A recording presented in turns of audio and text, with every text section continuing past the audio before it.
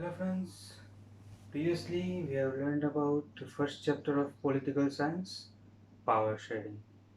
And in power sharing, we have seen different forms of power sharing like horizontal power sharing, vertical power sharing among social groups, and last power sharing among pressurized groups and political parties.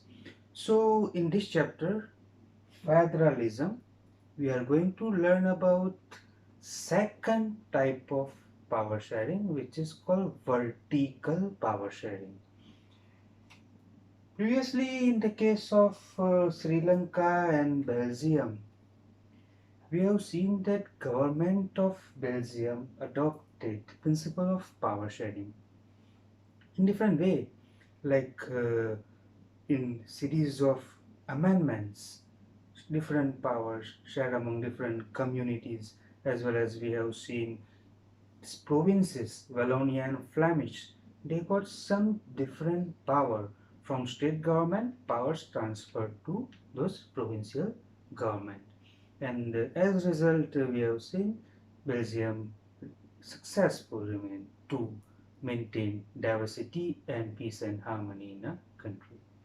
And in the case of Sri Lanka, we know that Tamil people demanded over and again, they demanded their own state, or they demanded their certain provincial powers from central government to provincial government, but their demands repeatedly denied. And as a result, in last chapter we have seen effects of these steps of Belgium and Sri Lanka. So in this chapter we are going to discuss about federalism in detail. So the very first question, what is federalism? Sometimes we refer our government as federal government, like we call central government as federal government. So what is federalism? So federalism is a system of government. What is it? It is a system of government, which the power is divided between central authority and various constituent units, different levels. Constituent units, like in India we refer those subunits of nation as states. In some state they refer as provinces. So those are the constituent unit, as well as subunits like district, as well as small units like villages and cities. So power is divided among central authority and various constituent unit of the country. This system is called federalism.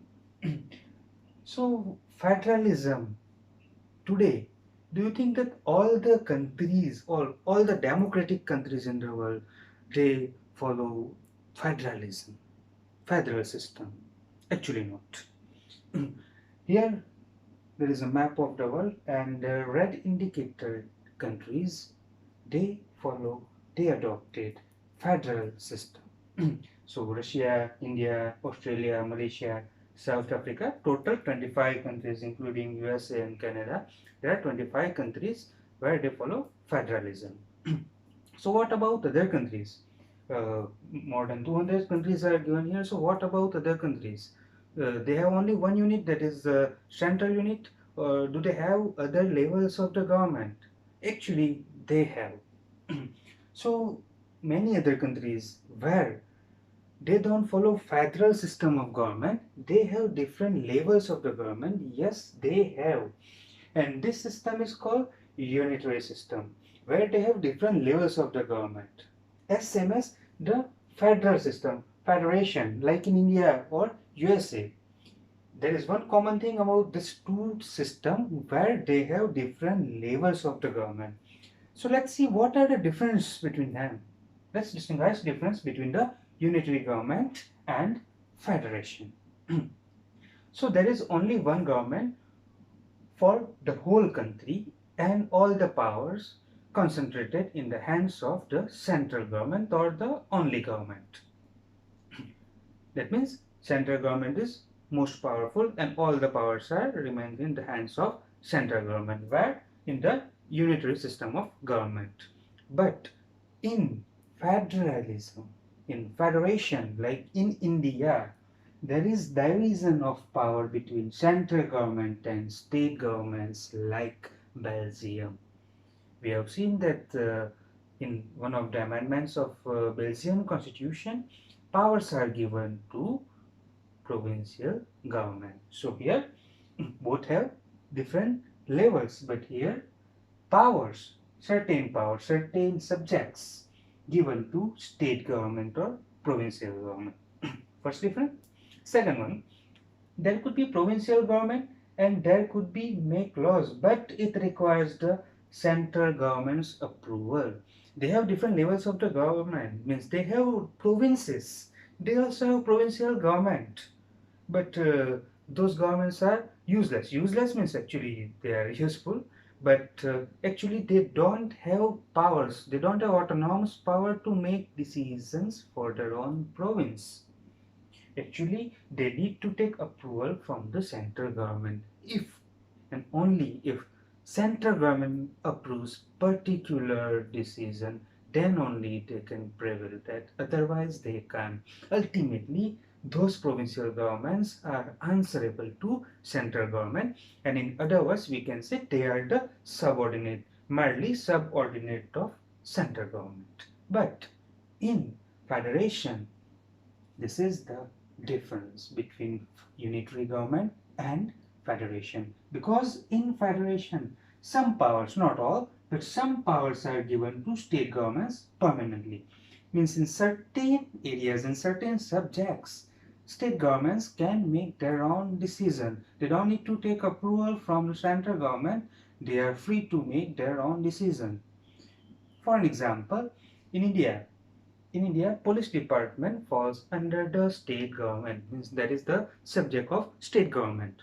Now, state government, particular state government, like government of Gujarat, they can decide what kind of work they want to give to the police department. Means police department, entire department follows decisions of government of Gujarat. They don't follow central government, they follow government of Gujarat. So those powers are in hands of provincial government or state government. Okay, next one. The central government can order the provincial or state government. As earlier I used one word, they are subordinate. So as they are answerable to unitary government, as they are means provinces or provincial governments. So the central government give them order to make certain decisions. But in federation, central government cannot order the provincial or state government. Yes, it can advise to the state authority, but it cannot order to state government to make certain decision, because here in many subjects where powers are given, some powers are given to state government, where state governments freely make their decision in the particular jurisdiction. Next, here let's see key features of federalism. Key features of federation. So the very first, there are two or more levels of the government. The very basic thing about federation, we have seen earlier in the definition, there are more than two levels of government.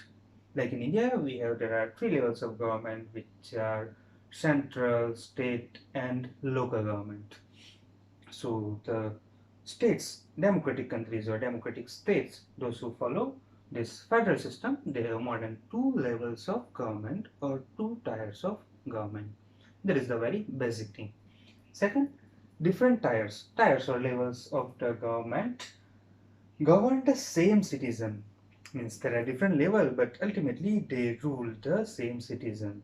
So we are the citizen of India. We are governed by the central government because we have to follow many decisions taken by the central government, like this nowadays lockdown in India, which is ordered by the central government, and we follow it.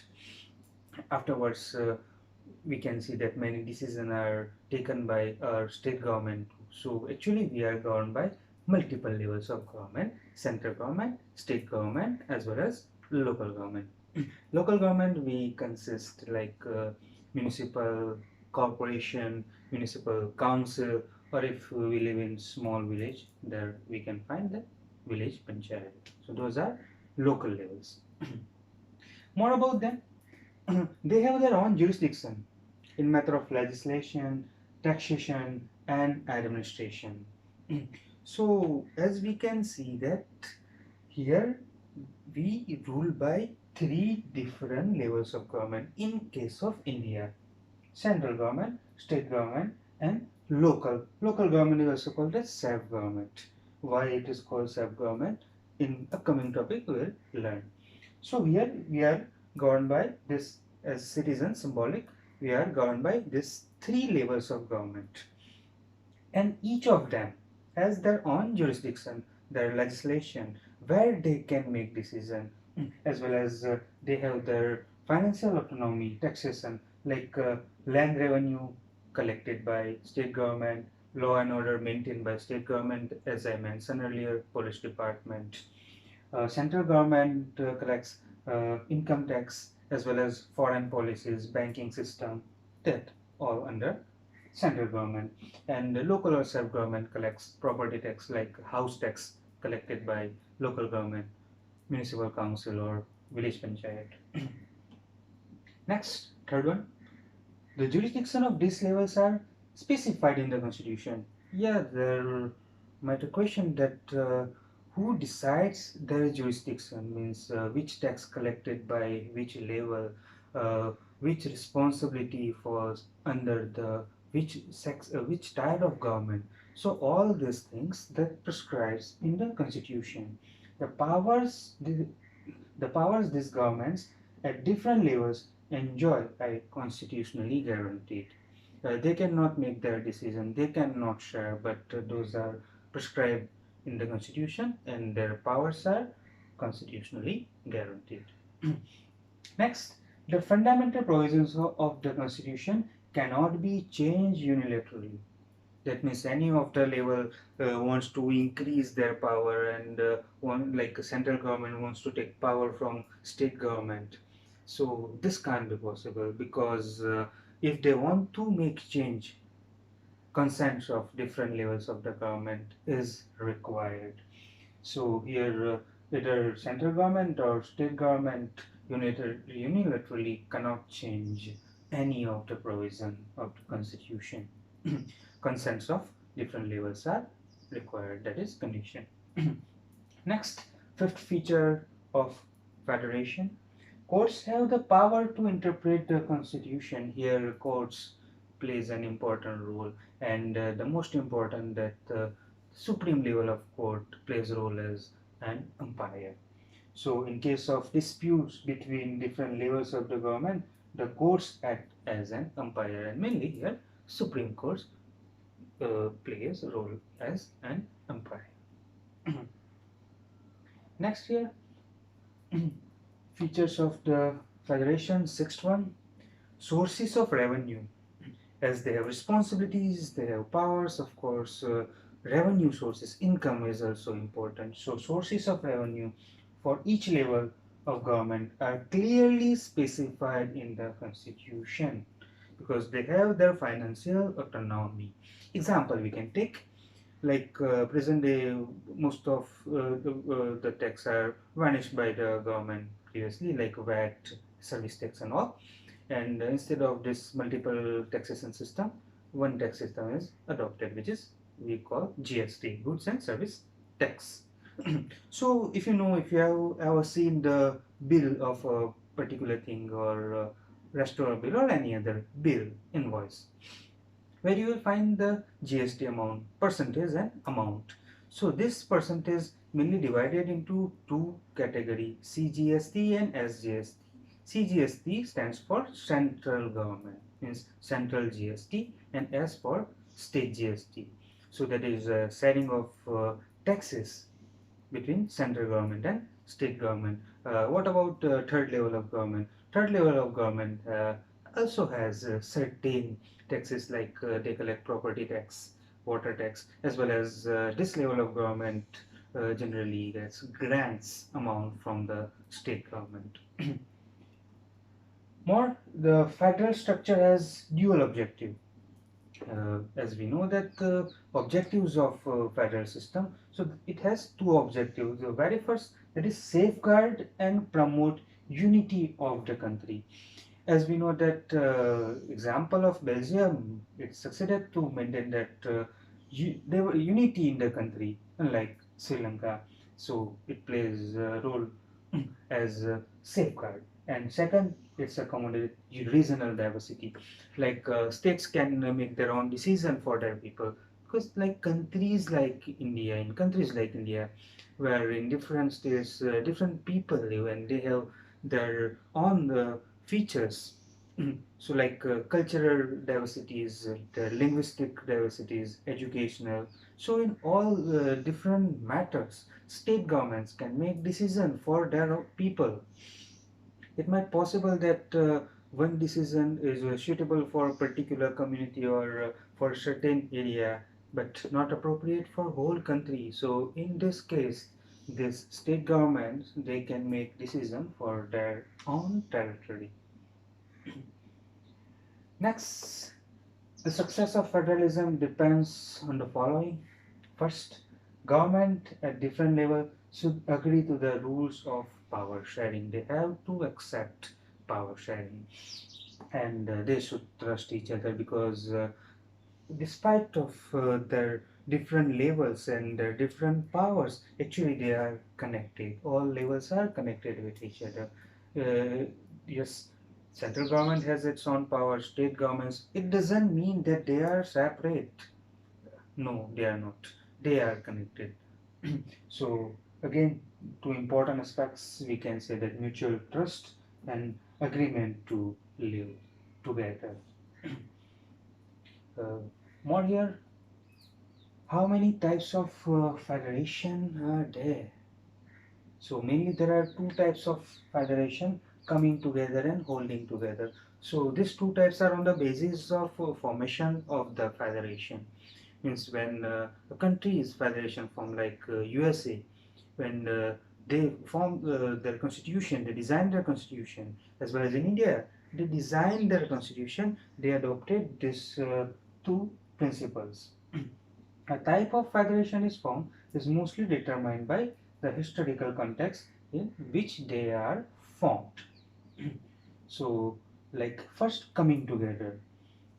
Independent states come together to form federation. After the Civil War broke out in USA, and different states agreed upon forming one nation.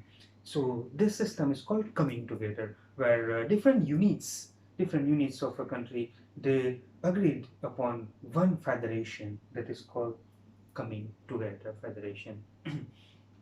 They pull in the sovereignty to enjoy more security while keeping their identity. So in this case, they maintain their sovereignty, means they have their autonomous power. They want to keep more powers in their hands. At the same time, they want to take road to the development. They want to take safeguard against that outer power, outer uh, different situations.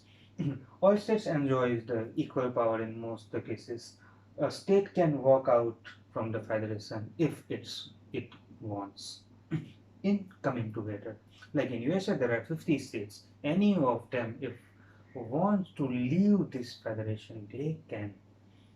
The states and central government tend to enjoy equal power in coming together form. Generally, both the levels of government enjoys equal power, means both of them have powers.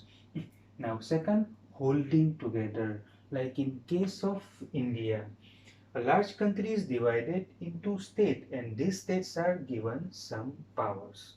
After independence, we know that a country which was divided into so many small kingdoms, which were subordinate of, most of them subordinate of British government. But like after independence, and so many tries of our Bismarck, Sardar Patel, that ultimately country united. And after this unification of India, that country divided into many small units. Those are states. Not all states enjoy equal power. Some states enjoy special power, uh, like Jammu and Kashmir, India. It had now actually passed because special powers are have been taken from the states. But I mentioned here after independence where it got that special powers. So these states cannot walk out from the federation. Many of the Kashmiris, not many, actually few of them want to make their separate nation, but that is not possible because states cannot walk out of the federation. That is rule of holding together. The central government is more powerful than the states. Yes, powers are divided among central government and state government.